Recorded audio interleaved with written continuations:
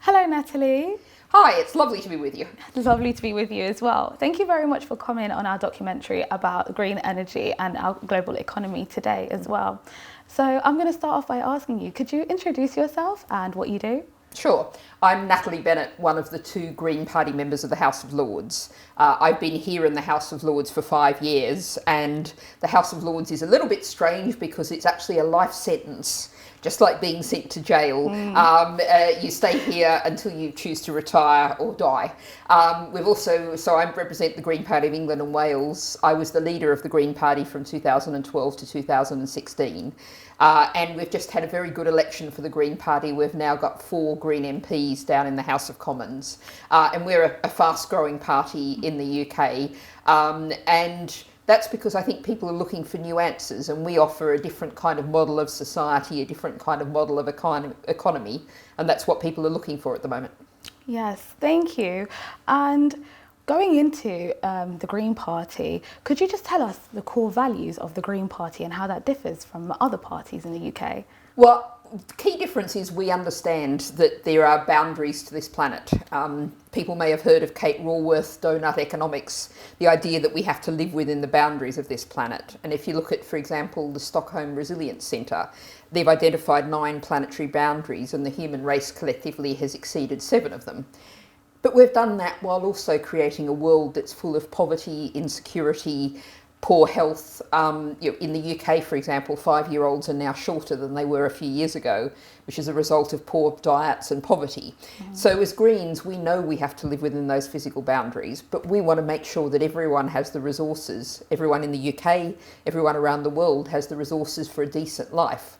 So if you sum it up in a sentence, I would say we know that there's enough resources on this planet for everyone to have a decent life if we share those resources out fairly. And one of the key things is, we have a government, and indeed the opposition will back them, saying we've got to have growth, we've got to have economic growth. Well, we know we can't have infinite growth on a finite planet.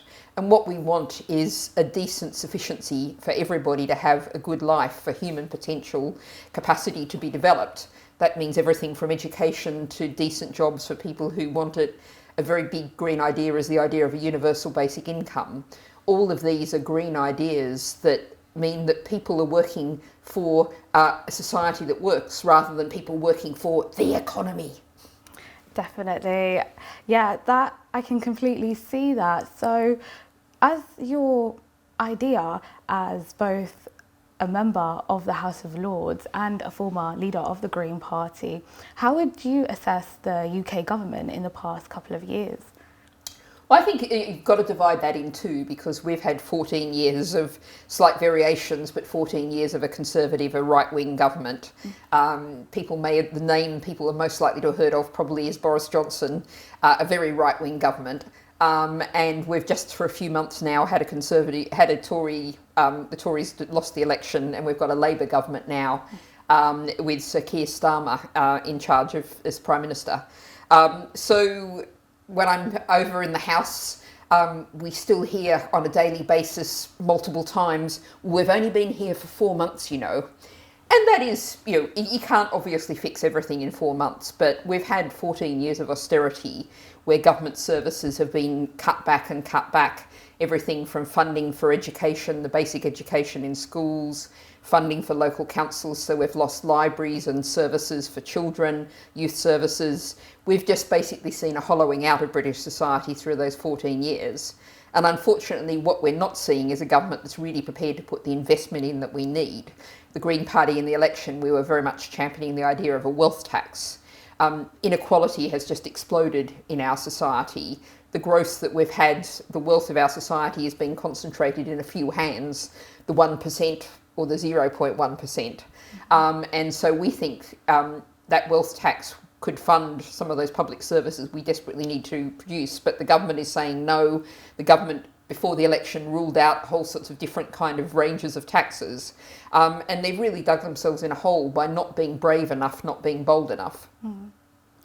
Yeah, and just talking about the economy and we can see a big difference between our economy and other economies in the world globally as well. For example, we have China's economy as well.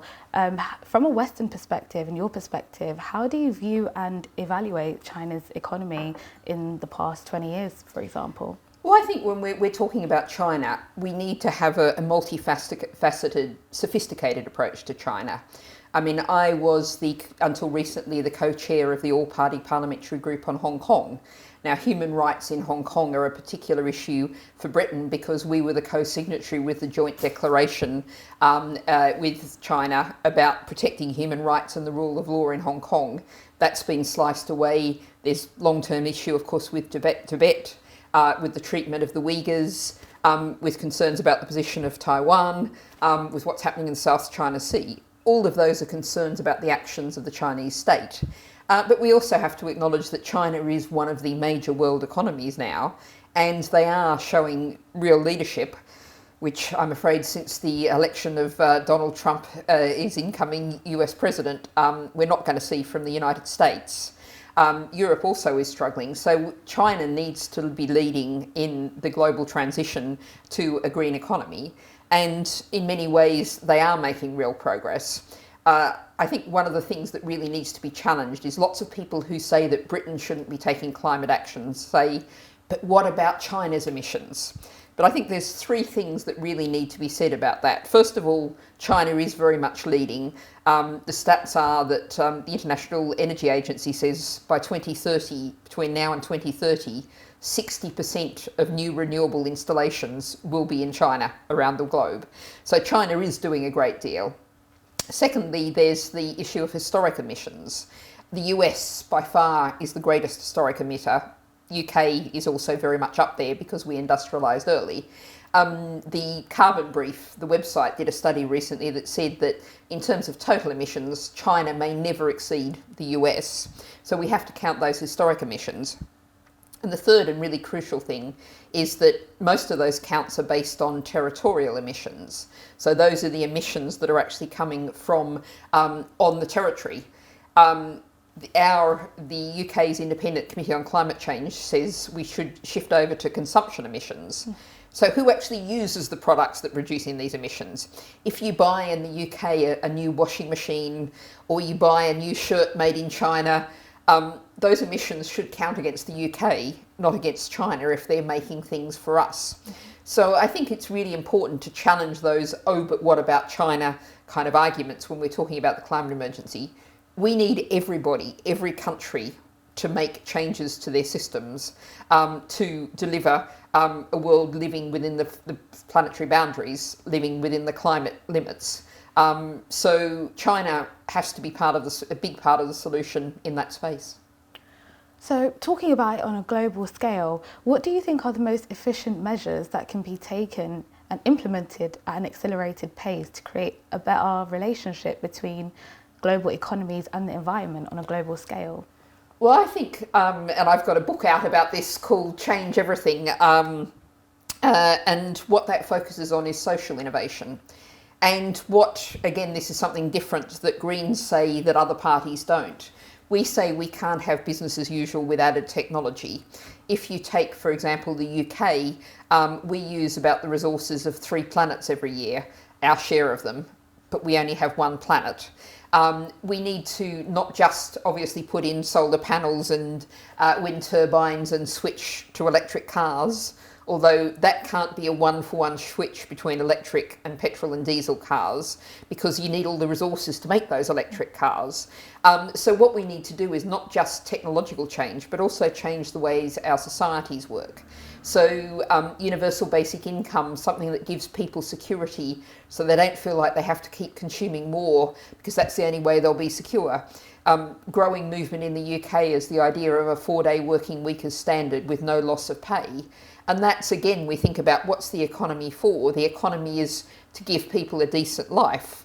And if people are going to care for their children, care for the older people in the community, be part of a community, be active in a community, and have enough rest, have enough time to just live their lives, we need to really rebalance things. So tackling the climate emergency isn't just about changing the technology, it's also about changing the way our society works. And, I often point to the fact that no one lies on their deathbed and goes, I wish I'd spent more time in the office. We want to live good, full, rich lives with lots of culture, lots of activities, lots of time with family and friends. We want to think about what kind of society we have. And sometimes people think about changing over to a greener society as meaning giving things up. We focus on all the things you gain if you restructure our societies.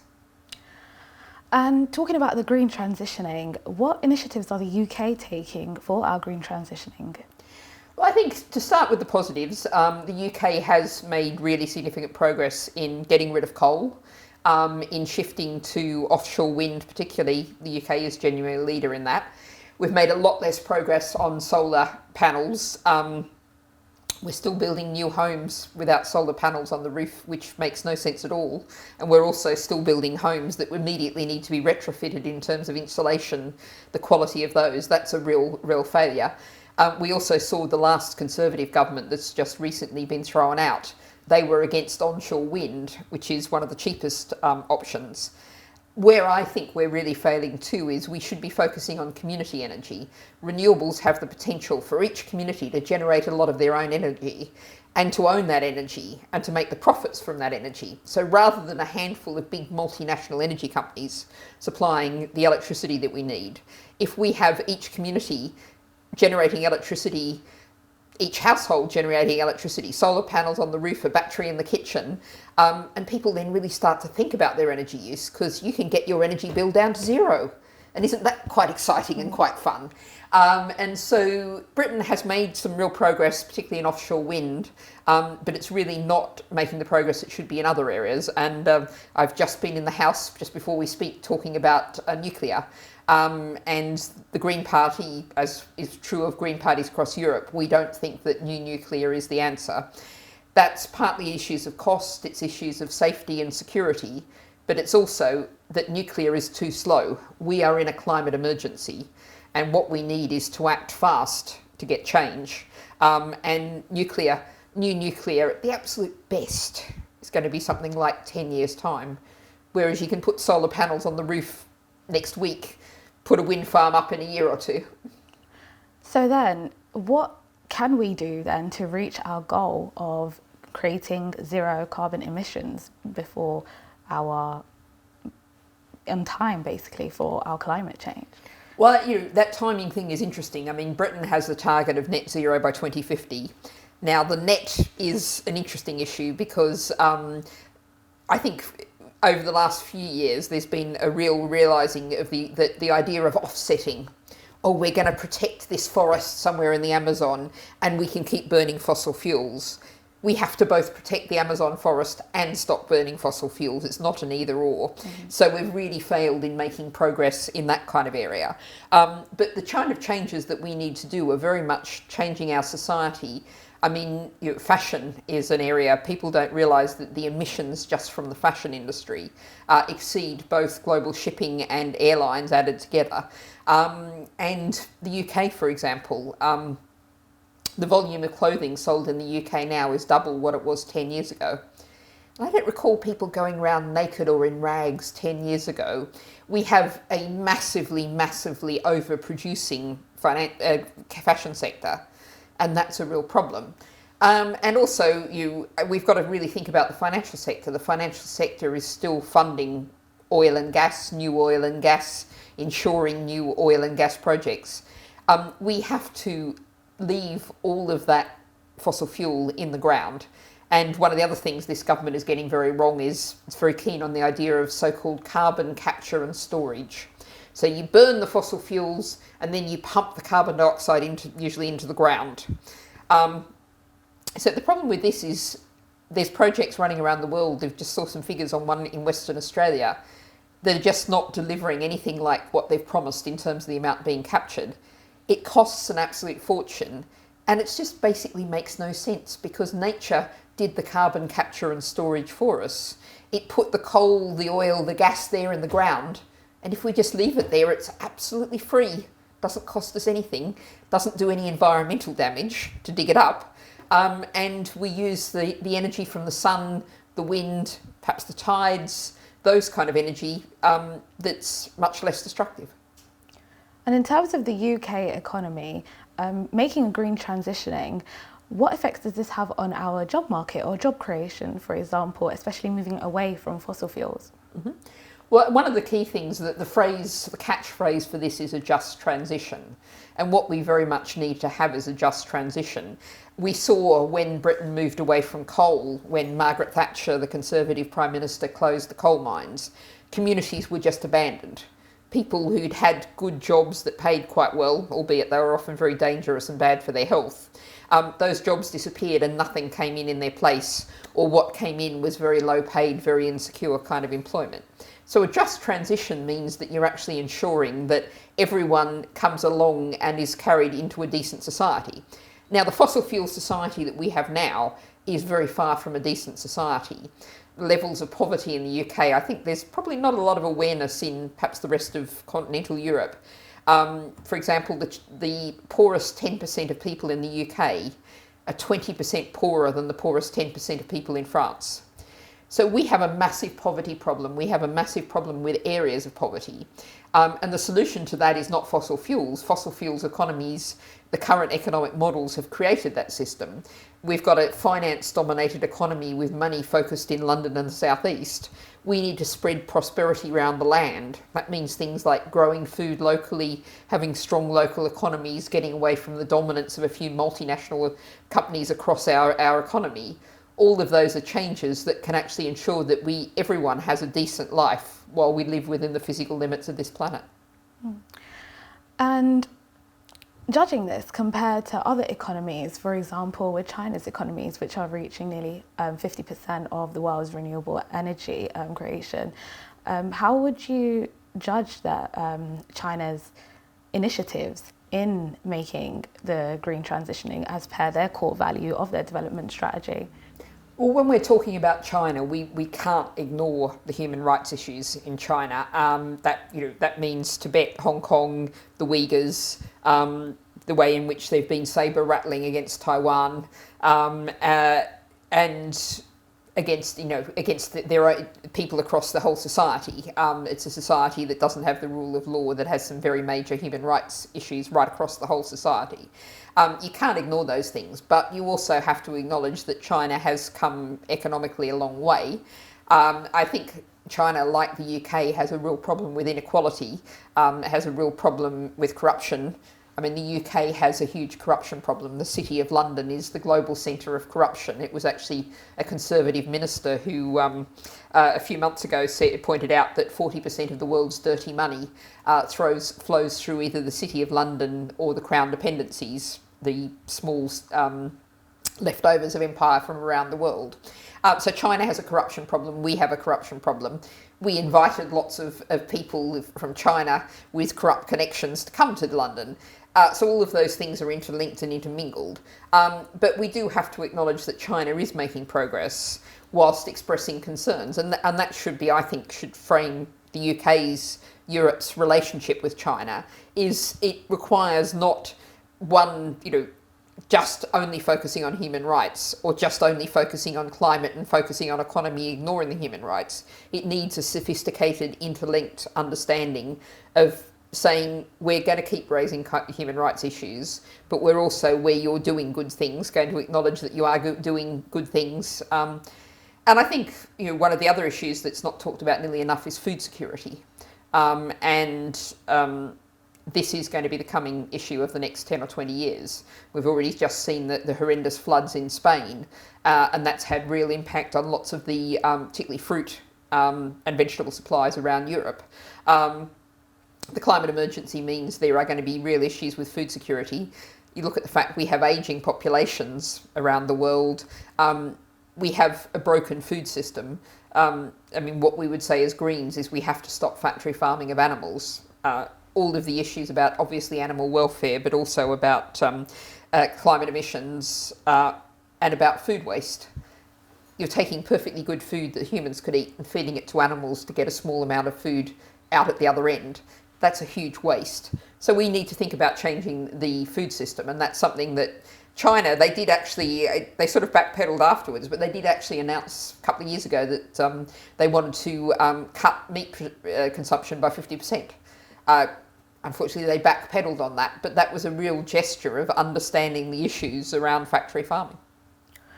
And as we know, they are one of the biggest manufacturers in EV battery, for example, and many other initiatives in renewable energy.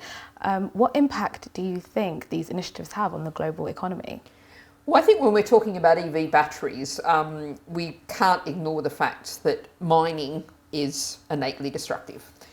Even if you do it under the best possible conditions that you could possibly imagine, mining is going to be destructive. And I know that in Serbia, for example, there's a great deal of concern about lithium mines in Serbia, and the potential that very often, countries where mining has happened, they've got very few jobs. Mining now tends to be very mechanised.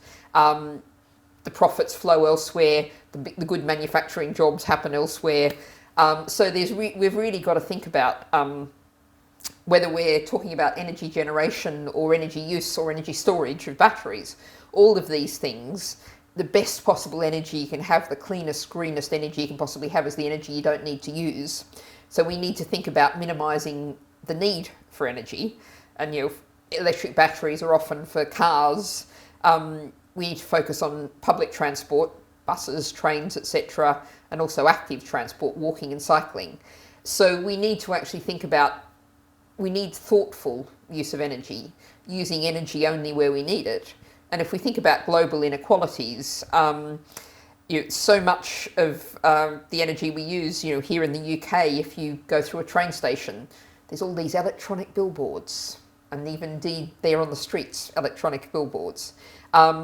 Do we need that energy? Do we need that technology use? Do we need all of that screen? Should those minerals be going instead to perhaps ensure that a child in Africa or India has light to do their homework in the evening, has the basics, what we regard as the basics provision? So we've really got to think as a species on this planet, what do we need to do, what do we want to do, and what will actually improve our life if we stop doing it? So globally, altogether, how can we create better initiatives then that will both benefit us economically and for the environment as well? I would always say that whatever the question is, the answer is democracy. And I believe we need far more democracy. I mean, the UK is not a democracy. So Keir Starmer became Prime Minister with the backing of about 33% of people who voted in the recent election. That's because we have the first past the post electoral system. But even much more than voting in elections and a fair voting system, I would like to see people having the chance to get involved in decision making for their communities, for their society. So, for example, both the UK and France had climate assemblies. So these were participatory democracy, deliberative, where representative groups of people of the whole country got together, gathered and thought about what do we want to do to tackle the climate emergency. And France is a fascinating case study for this, because the French Climate Assembly concluded that what the government should do was ban any flights where the train journey was less than 4.5 hours. So it's unnecessary domestic emissions. Flights produce an enormous amount of energy. And the government in France, possibly nobbled by the airline industry, kind of eventually went, oh, that's a bit tough, that's being a bit strong. And they ended up banning where the train journey was less than 2.5 hours. So one of the things we find is when we have democratic decision making, when people have the chance to deliberate and consider, people are worried about the state of the world. They can see what's happening, so many floods, so many droughts, so many fires. People are worried about that. They want action, and democratic decision making is actually braver than politicians are. And it also is less influenced by vested interests. So what's the answer in one word? Democracy. And how can we implement then more sustainable policies governmentally then for both our economy and also to create better security, both food security, as you said, for people like us, and also for businesses all across as well, to create better sustainability practices even for business world? I think one of the things we have to do is think about the way in which our economy is hugely dominated by a handful of multinational companies, the global economy. And there's a Canadian academic called Jennifer Clapp who's done some great work on this, and she's got a new book coming out that I'm really looking forward to, if you look at the food system, all along the train from seeds to fertilisers and pesticides to bulk commodity distribution, right through to big chains of fast food joints. There's a big 4, 5 or 6 companies that globally often dominate 80% of it. What we want is a strong localised economies in every community with small independent businesses, cooperatives. We want to restore economic democracy into communities. And that's, at the moment, we just have this huge oligarchic kind of global system. What we want to do is restore different ways of doing things in different communities. One of my areas of interest is crop diversity, and in terms of food, we've got more than 50% of human calories come from 4 crops, and that's because it suits the multinational companies. If you can grow in different communities, different crops that suit the local conditions, that people like to eat, that you have different food, rather than this giant mechanised system across the world. So really the key is to actually breaking the dominance of giant multinational companies. And it's really worth focusing on the fact that there's nothing inevitable about that. They came to dominate because of policy decisions by governments. We can make different policy decisions. And how can we make these better policies and better relationships all across the globe? So from the UK to the EU, all the way to China, to work together in our new transitioning into green energy? I mean, I talked about democracy, and I think one of the things is, there's a lot of focus on the negative aspects of social media, etc. at the moment, and there are undoubtedly very serious negative aspects. But that also gives people the potential around the world to make person-to-person links, organisation-to-organisation links, and to share ideas. I mean, behind me at the moment, I'm not sure if it's in camera shot, but behind me at the moment is some cartoons about a campaign in the Yorkshire city of Sheffield, where the council was going to cut down 50% of the street trees. And there was a huge community campaign against that, and lots of focus on the health benefits of street trees, how they're really important for tackling air pollution, for reducing flooding, all kinds of positive impacts. And what I loved was in New Delhi in India, I saw that they'd seen on social media reports about the Sheffield Street Tree campaign, and they'd started their own street tree group to defend the street trees of New Delhi. So we actually there's lots and lots of new ideas. I mean, I very much follow the whole post-growth movement. I mentioned Kate Raworth, Donut Economics. I was actually talking to some university students in Paris a week or so back, and one of them came up to me and said, "Do you know about Donut Economics?" So there's all of these ideas, academics like Jason Hickel, for example, who are really propounding this post-growth movement, societies that deliver sufficiency, that deliver people a decent life. All of these ideas are growing and developing, and they're cross-fertilising around the world far more easily than they ever did before. I mean, I take part in far more meetings these days. On the weekend, I was joining the Bulgarian Green Party at their Congress and talking to them about geopolitics in a post-growth world.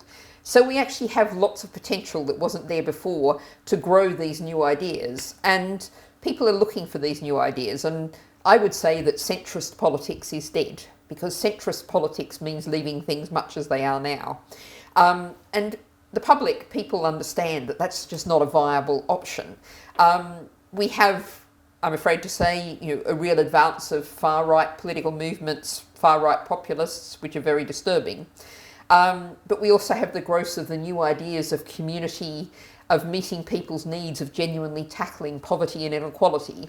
And the contest for the future is between those two things. And people often ask me, how am I hopeful? And a lot of my hope comes from the fact that I know where we are now is profoundly unstable, economically, environmentally, politically, educationally.